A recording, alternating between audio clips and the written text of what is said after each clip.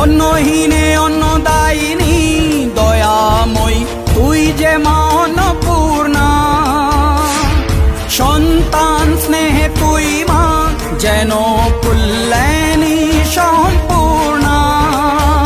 তোর কথা যেন মন্ত্রোচ্চারণ, বজ্র সম কঠিন অনুশাসন। ধৈর্যের সর্বংসহা পৃথিবী, ধর্ম ও ন্যায়ের প্রতিচ্ছবি।